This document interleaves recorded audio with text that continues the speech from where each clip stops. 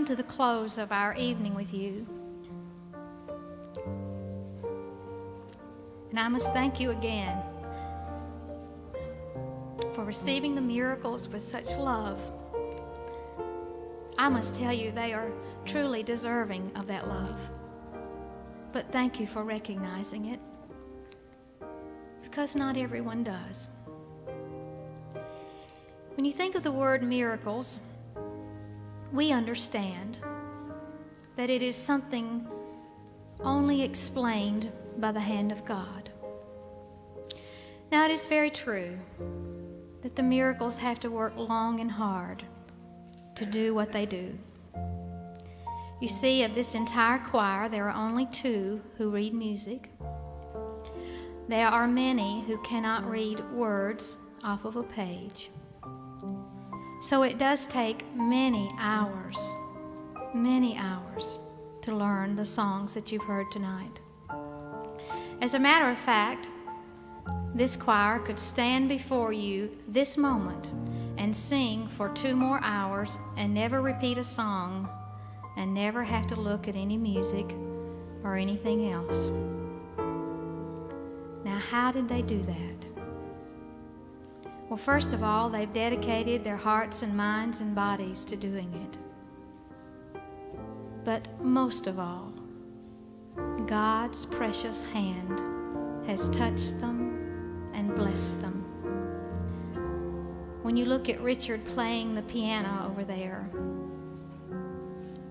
you have to know that when he was 15, he was picked up in an alley stealing food out of a garbage can. And a Baptist preacher and his wife saw him and loved him. And Richard was so introverted and so shy that he would literally sit in a corner with a blanket on his head. But then he kept hearing this music, and he finally went to that Baptist preacher's wife and said, "There's something in me and it's got to come out." And so she taught him a few chords on the piano, and the Lord taught him the rest. Thornton Chisholm was separated from his family at the age of 5 because the welfare department deemed it appropriate. He left his mother and his brothers and sisters, and he went into a state institution. He finds brothers and sisters now to this day that he's never known. And during the 15 years that he lived there, he suffered abuse. He has stripes on his back to prove that. At one point during his time there, he had a job. And that job was that every morning when all of the young boys would line up to take their shower, it was his responsibility to take a pail of water and a sponge and wash their feet every day. And when he shared that story with me, and I know Thornton, I know he's a gentleman, I know he's a man of God. And I said, "Well, Thornton, I don't see how you've overcome the bitterness that must have brought to your life." And without even a tiny second of hesitation, Thornton said, "My Lord washed feet. I'm no better."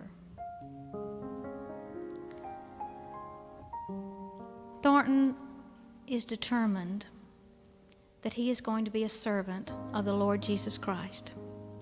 And he is not going to let what man has done to him in any way diminish that determination.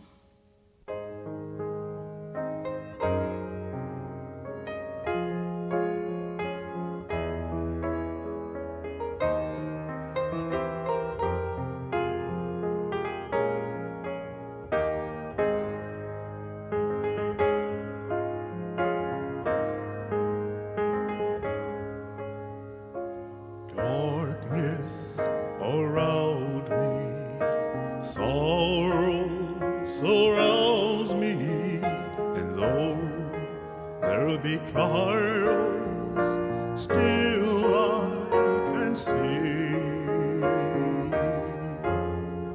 For I have this treasure my God brings within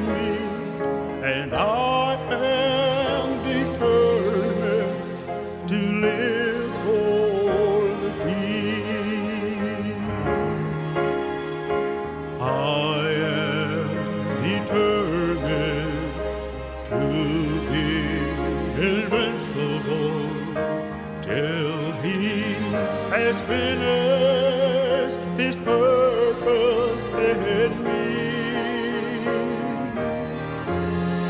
and nothing can shake me, for he'll never forsake me. I am determined to live for the King.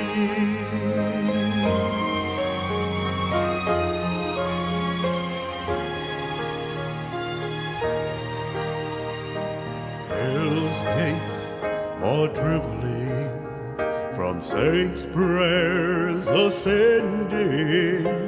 Darkness is crumbling from praises we sing. Our sovereign victor